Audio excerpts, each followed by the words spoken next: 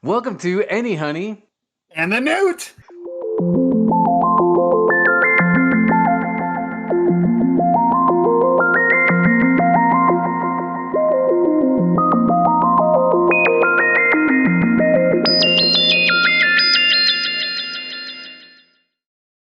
Well, welcome to another episode. Thank you for joining us. Hey, Anthony, we love basketball and we've been watching basketball for years. Who are some of your favorite players and why? We do love watching basketball. So I got into basketball in the late '90s because the Knicks went to the finals, and and early 2000s is when I like started to really heavily get into it, like watch it religiously. So I started with Kevin Garnett as my favorite player. First, it was Latrell Sprewell because he just had like all the heart in the world. Then it was Kevin Garnett because he was like the first time I recognized a player who could fill up every aspect of the stat sheet, and he did it consistently for basically his entire team. I started playing like fantasy basketball around that time, and he was my first round pick, every season because he was the top point getter on his team, the top rebounder, the top assist person, the top steals person, the top blocks person on his team for like 5 consecutive years or something like that. This is like Garnett MVP years before he went to the Celtics. And so I guess because of that, I started to like that archetype of player, of players who just do it all for their team and elevate their team as a result of that. So when LeBron started refining his game, probably around like I want to say like 2007 or so, he was still really good in his earlier years, but that was when he started like doing it all for his team on levels of all-time greatness. And then Chris Paul, who obviously was never a top rebounder for his team, but was a top assists, points, and steals person for his team for sure. And the way he, I think with him it was like that was when I noticed decision making started to become apparent as like a key trait. But then I started souring on those three players specifically because of like narrative reasons, which I'll refrain from explaining. But as I look back at that, I kind of find myself gravitating towards those kinds of players. Like this season, it would be like Julius Randle, Nikola Jokic, as like all-time greats. Giannis would be another one who I'm hoping like takes like one small step because he does it all right, but he just does. He's not quite the shooter that he needs to be that kind of like unstoppable force. So It's a lot to ask Giannis to take a small step. I know. I'm pretty sure he can get from like half court to the hoop in like 3 or 4 steps. Three, I think I've seen. Yeah, Dang, that guy is just phenomenal. So I'll throw this right yeah, back at you. Who are some of your favorite players? yeah. I mean, I'm a little bit older, and so I grew up with some of the basketball of the late '80s and going into the '90s, and I was very much susceptible to the national narrative. I didn't have an opportunity to watch anything other than what was on the like main channels.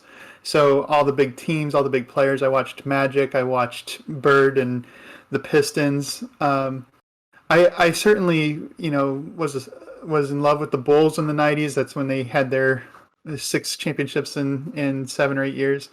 Um, I would say the players that really stuck out to me though as I got older and matured and was like not just following all the superstars were the Steve Nashes. I really like passing. Jason Kidd. I love really fancy ball handling, really nice passing, being able to control the game with tempo, and maybe not necessarily being the highest scorer, but being a dominant offensive force because you're controlling what both teams are doing. And I really like good defense. I like a good interception in the lane or a nicely timed block, a seemingly impossible block. So certainly, I seem to value a lot of athletic talent, but high IQ is important to me. I think for players that I enjoy. Tracy McGrady is one of those players that just he like you mentioned with Garnett can do it all. He just seemed he had the athletic body to do anything and everything, and he had so much grace the way that he moved down the court and through defenses that I think that reflects kind of the kind of game style that I enjoy watching. You certainly mentioned a bunch of like all-time greats there. And I remember one of the first conversations you and I ever really had in depth about basketball was like trying to compare the all-time greats across generations. And we were trying to figure out some like way to do it, and I think we started thinking about it through philosophy. But then yesterday, I had this idea that I hadn't thought about before, which was how frivolous the conversation was when you take your own personal experiences into account. And it's something I thought about mostly when you're comparing like Jordan and LeBron. Mm. So what I mean by that is like I find that this isn't true for everybody, but that the people who hold Jordan as the all-time greatest, never to be unseated from that, is because they watched it happen. And Mm. for them, he was a very transcendental type player. And for almost everybody, it was the first time anybody had ever seen those things that he was doing done. And you could take all of that same stuff and plop it onto those who say that LeBron is the greatest all-time player. And they do most things similar, right? They have the athleticism, the decision making, the cutthroatedness. Although you would say LeBron is probably on the softer side of that. But you could also say that like all those people, when they're watching LeBron, they're watching him do these things for the first time in their experience. And I'm purposefully using the word experience because, you know, you hear all the time in NBA discussions like, well, this isn't a new thing. You know, Wilt was doing this back in the 60s, and Right. Kareem was doing this in the 80s, and Magic was doing this in the 90s, and Jordan was doing this in the 90s. And so, like, you can easily say that something new that's happening isn't really new, except for, you know, Lillard and Curry jacking up threes from the half court line with ease. Maybe that's new. Well, and it's really interesting. I mean, part of it is too, what do you grow up with?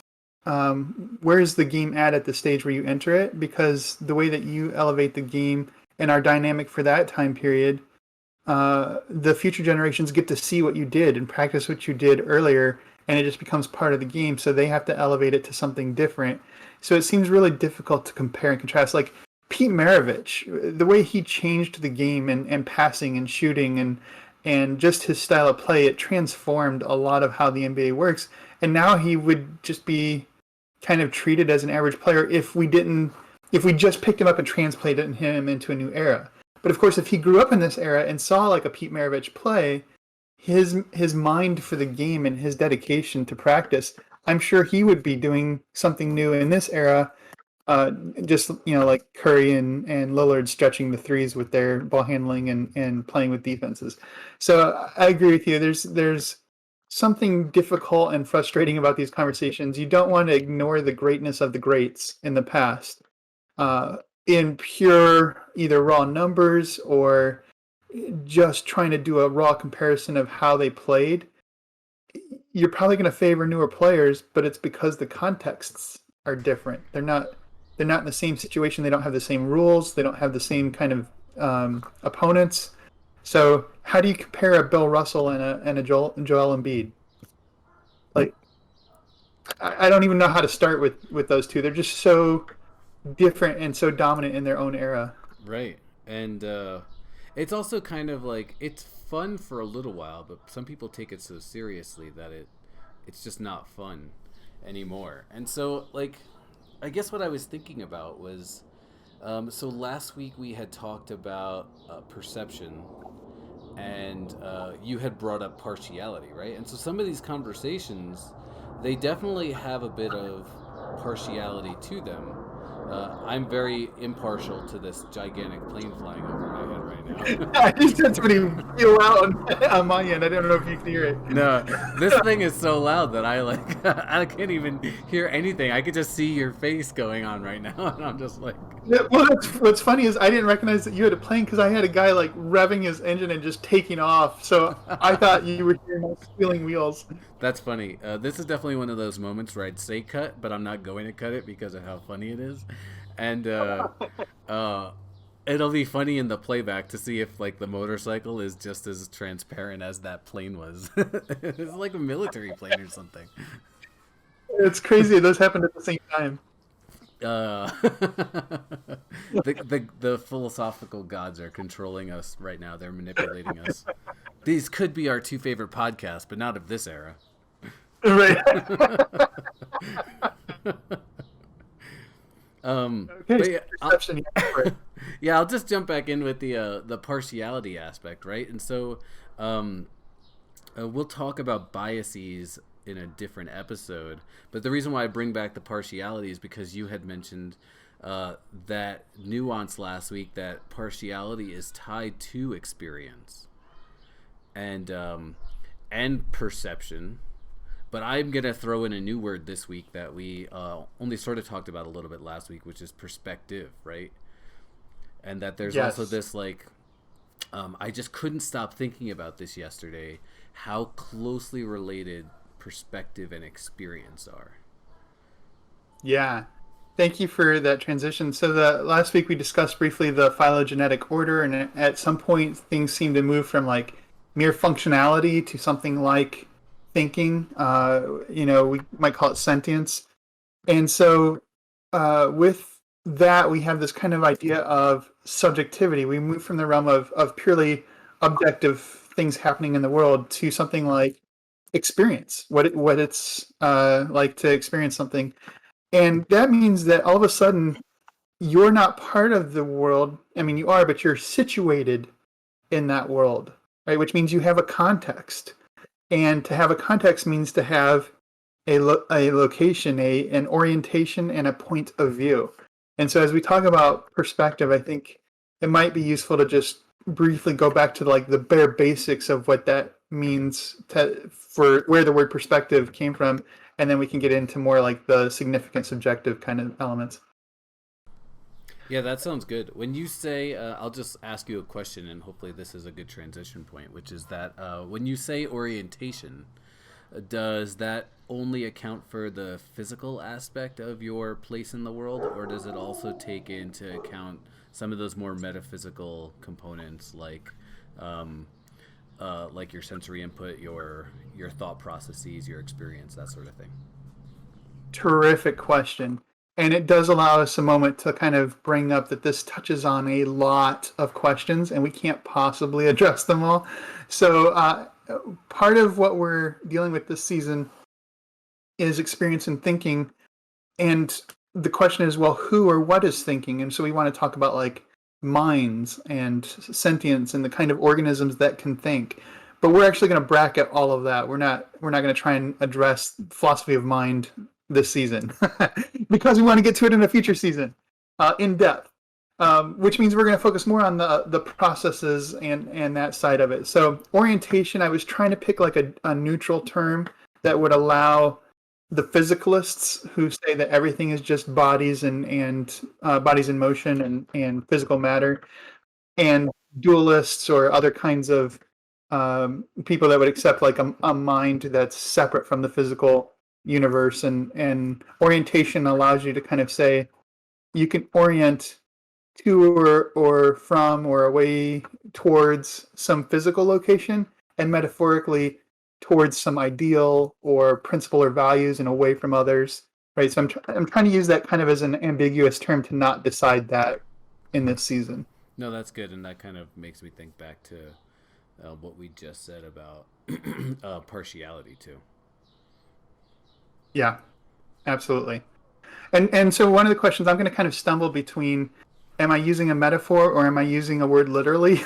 Because the words have taken on common parlance and might be considered literal uses of the word, even if that's not how they were used initially. So like the idea of perspective, right, seems to really have drawn out of art. where something that kids try to do when they try to draw, like a chair, right? Is they try to draw all sides of the chair. They know what a chair is made of, and it has four legs, and so they try to draw all four legs. But if you look at a chair, you may only see three of the four legs. One of them might be blocked behind another one. But the child's like, no, but I know the chair has four legs, so they're trying to like fit every element on there. What artists do and what developed in the history of art was like taking a look at how things appear to us, not what we know them to be. And so if I only see three legs, I'm only going to draw three legs, and I've got to angle the chair a certain way. If I what I know is a square that I'm sitting on looks like a diamond, I've got to draw it like a diamond. If it's arced, whatever, I'm drawing what I see. And so to do that, you have to think about the point of view, the place where the viewer is, and distance, right? So perspective is drawing off like where is the viewer supposed to be situated? Are they up high looking down? Are they down low looking out? Is it a straight on? Are they off to the side? And the perspective is how do your vectors kind of veer off as you go into the distance? I know I'm blocking my face, but No, I was just gonna make a joke about how you'd be a very good vector mathematician, and you got the rays going in all the right directions. yeah. And so that's perspective, right? Is like from one point, I'm seeing a whole bunch of things, but I'm only seeing it from that angle. And if I want to see it from a different angle, I have to change my point of view. I have to change the locale from which I'm situated in. And if we want to take that, I guess metaphorically, in intellectual atmospheres, if I want to change my perspective on something, I need to change the way that I'm oriented, how I'm looking at it. And that can be with new concepts. That can be with more enriched concepts, more information. That could be stripping things down, trying to, instead of looking at all the details, let me look at generalities. Or vice versa, instead of talking in broad concepts, let me just focus on a specific example and drill in and notice all the elements of it. I hope I'm not stealing your thunder here, but when the way you described that reminded me that typically in education, we use the word perspective intentionally. And now I think we probably mean perception, but the way I'm about to explain it really makes me think of perspective the way you just described it, which is that as people develop, right, you think of like kids learning through play, toying with their imagination, right? They're working through different experiences so that they can better understand their world, right? And so they're not just physically getting new perspectives as they move from room to room and see it from different angles. You're looking down and you're sitting down and looking up at most objects, but then an adult picks you up and now you're looking down.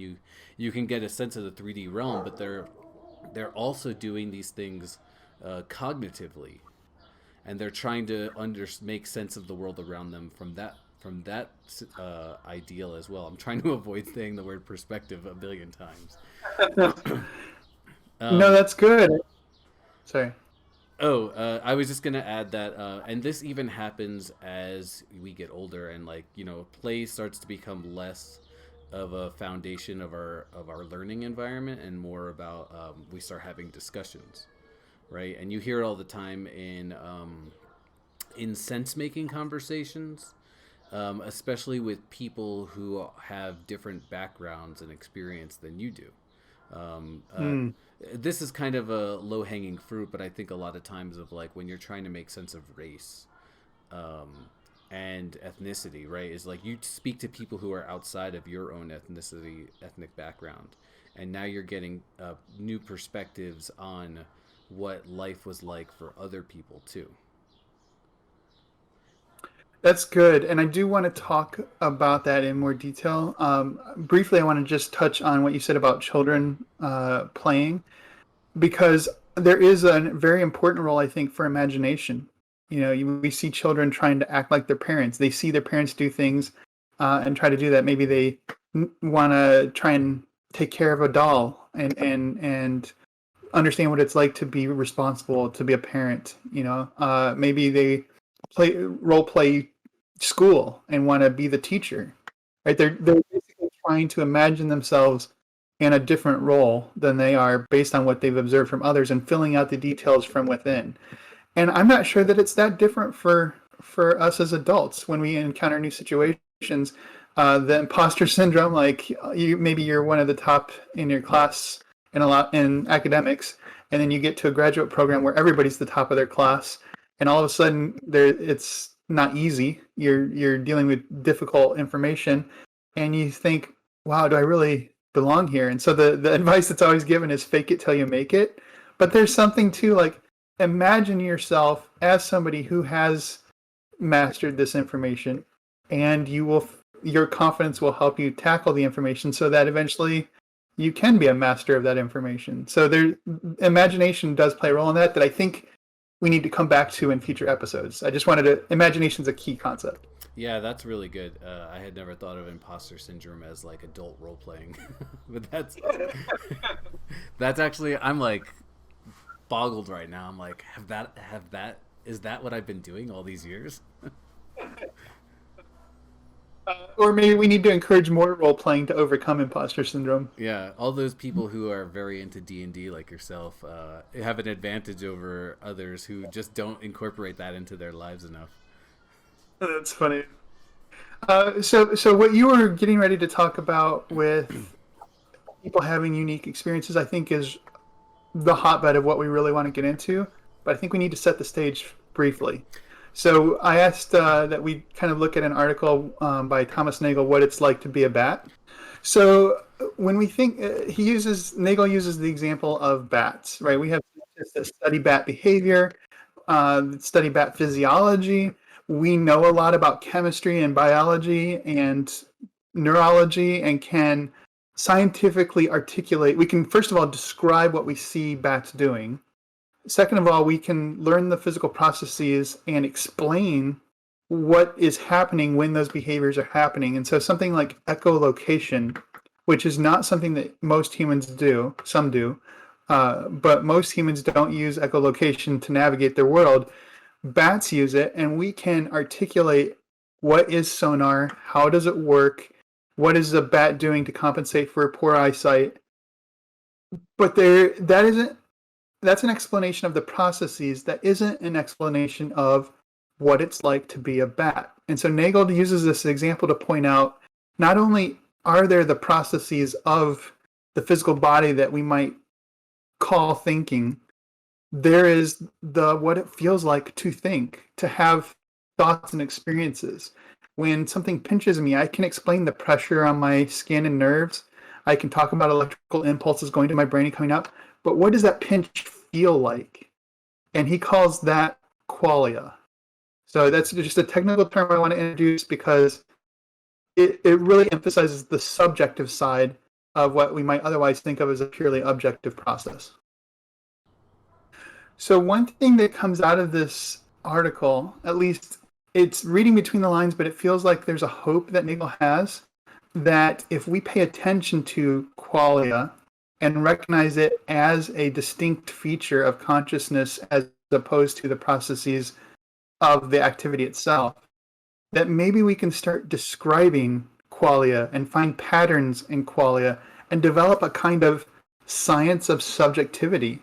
And so what I think he's doing is both carving out subjectivity is different from the objective observer kind of descriptions of the world. Like we can't reduce subjectivity to those processes. But maybe that doesn't mean that subjectivity is anti-scientific. Maybe it's possible to still be scientific about subjectivity. It's just different from the things that we can do as an observer. Let me see if I'm capturing this correctly, which is that qualia is a way to kind of orientate the right word so that two parties would have some similar reference point when referring to the same thing. So the qualia would be the what it's likeness, the subjective experience.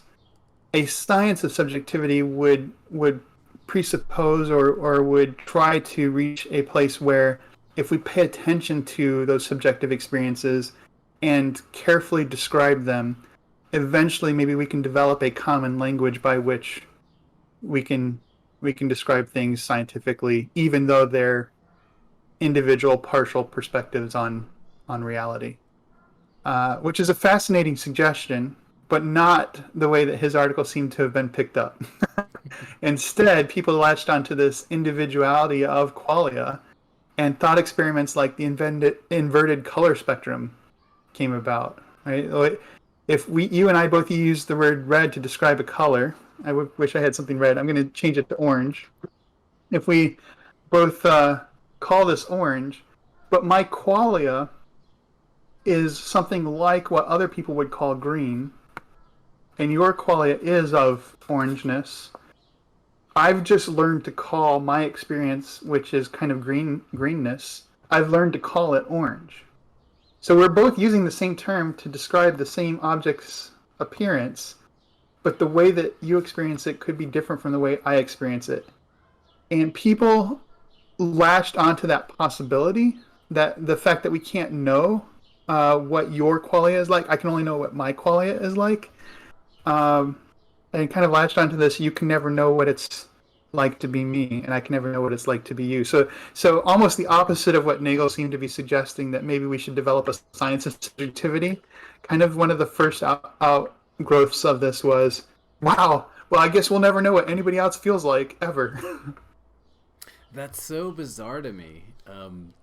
So right now I'm thinking about like that exact thing, right? And if you did it from a physical perspective, physics I'm talking specifically about, right? And like you look at the wavelength that piece of, was that paper or piece of envelope or something? Yeah, right. That thing was, right? It would show you some number like seven, no, less than that. Like let's say it's like 580 nanometers. I still wouldn't know if that number relates to the color that you're seeing or the color that I'm seeing. But now there's like two reference points, right? There's the color that we're both calling it, and the number that is physically associated with it. But it's so interesting that you say that, because to me, like that at least tells me that we're talking about the same thing, even if your perspective is different. So it's kind of sad that it went that direction, because like that gives me sense that at least our language allows us to make sense with relation to each other, rather than just like I'm floating off in this world and nobody understands me.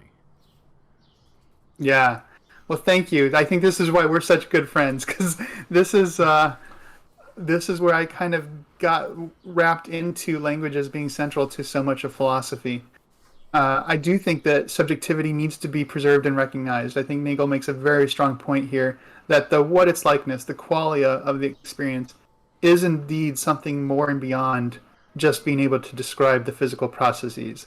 The wavelength of light is something that we can determine without perceiving it. We can use tools to do that work for us and generate a number that we can use to describe it. But what it's like to see light at that wavelength is something we must experience. And we may use similar tools, right? We both have rods and cones in our eyes, and it goes, the image is projected, and we experience it through our brains, and it gives us a feeling. But that feeling or that perception, the question is, just because we use the same tools, is there a reason to think that the subjective experience is the same?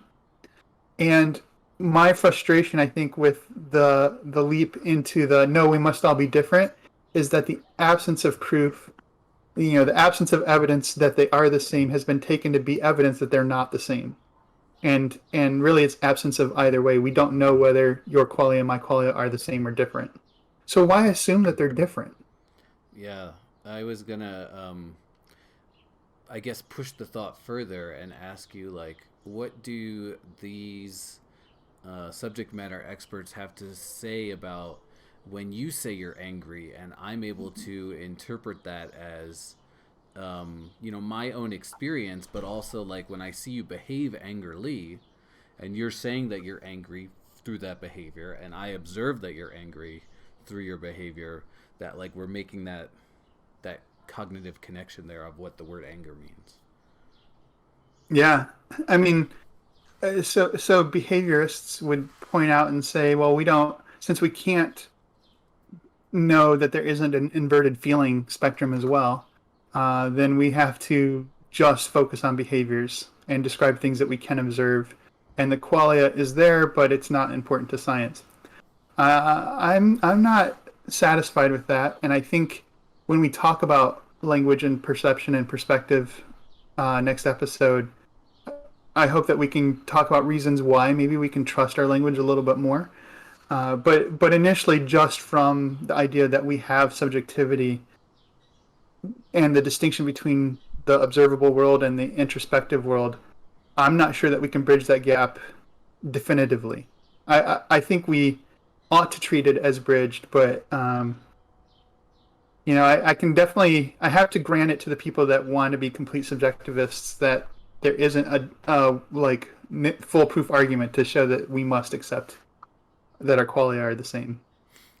To me, it's like trying to find the theory of everything, right? There's like little Yeah. components that give rise, but there's no evidence that this whole thing can be wrapped up nicely. But we still try for it. Yeah. And Imagine. Sorry, go ahead. no, you go ahead. Well, I was just imagine this thought experiment. This is how crazy this would have to be, right? Is imagine that you stub your toe, and the quality you experience is the most pleasure that it is possible for a human to experience, but you personally hate that feeling. And so you respond to pleasure with a yuck or a grimace and gripping your toe and hopping around.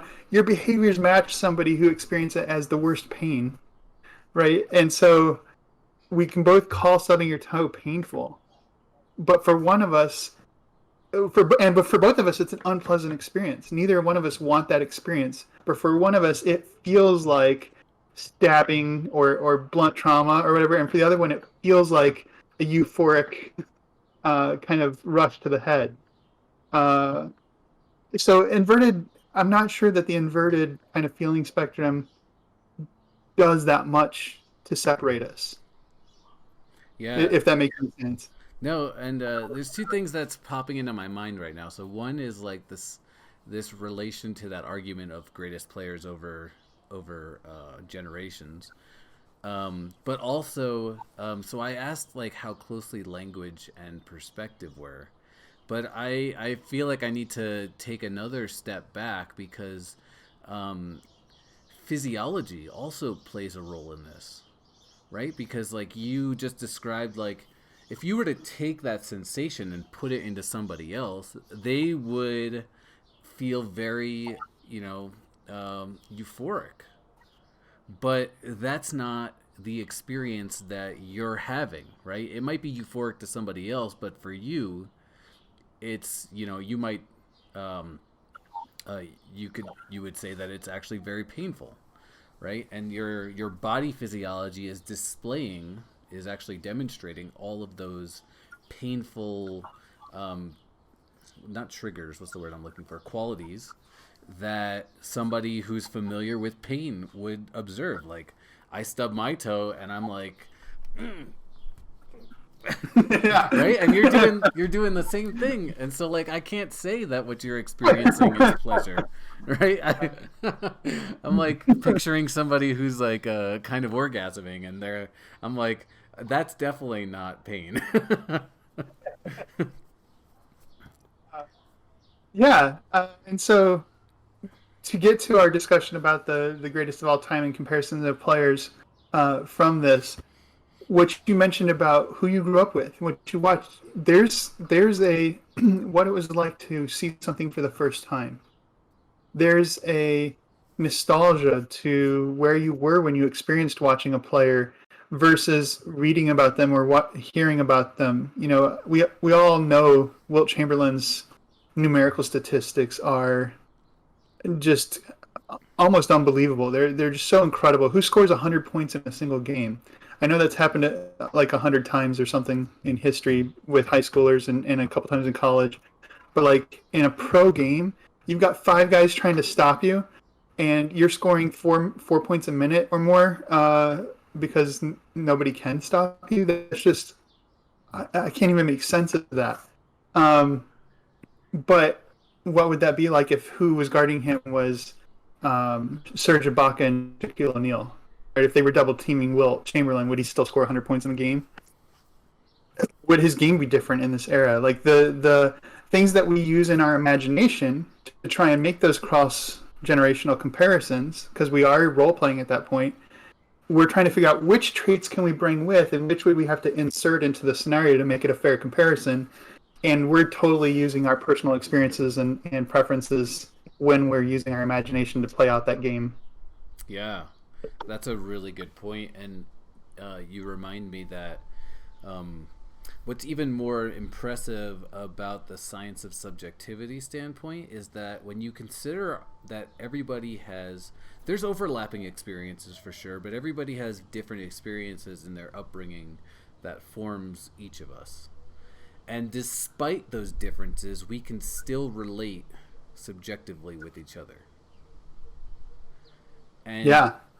so like that just makes like one, it makes it even more mind-boggling, and two, I can't emphasize enough how important sympathy and empathy are in our like evolutionary function. Mm, that's an amazing point. I feel like we need to revisit that. Yeah, That's awesome. I only wanted to throw it out there because I didn't want to totally like derail this. Yeah, no, that's good. I think I think we're getting close to wrapping this up, but I just want to take a moment to emphasize. I very much believe that there is something like qualia, that there is a what it's likeness to experience. I very much oppose this idea that because we're all unique and have our own perspectives, therefore we can never know what it's like for another person. And so, as we do talk about empathy, I hope that we can also investigate this, like how much similarity is this? Sure, we're unique individuals, and it's true. Nobody has all of the experiences that I have that go into shaping my perspective on things. But don't we have enough common experiences that we can make some sense of other people? Or is everybody just a complete alien? Yeah, that's a really good question, and it reminds me of this classic writing trope that I absolutely hate in TV shows. Right, is the whole there's two. One of them is like the I'm lying to you for your own protection thing, which assumes that I know all of your experiences and I know exactly how this is going to play out, and if you only you were me, you would be able to make the same decision too. And then the opposite is the you can't possibly know my experience, so shut up, basically, right? Which, like everybody watching, there's some like first of all, the writers are using that to express some sort of commonality with their audience, which already is like a failing of that writing style. But then two, everybody watching is also like, we all know that that's not how the world works. And so I don't understand how it works for anybody, really. Those are amazing. I hate those tropes as well, and I think we've bonded about this many times about certain kinds of shows and writing. All the But CW shows. but I think you really pointed out some hypocrisy in those that I'm not even sure I had noticed. Like the I lied to you for your own good.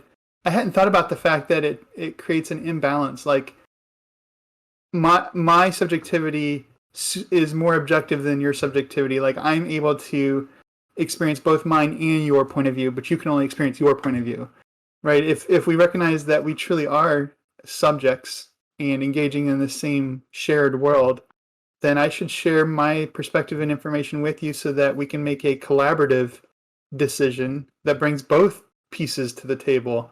Why try to solve a puzzle with just one corner piece?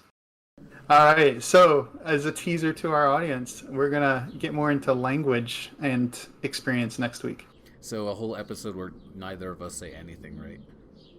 I think that usually how those conversations go is we break down. We just look into the camera.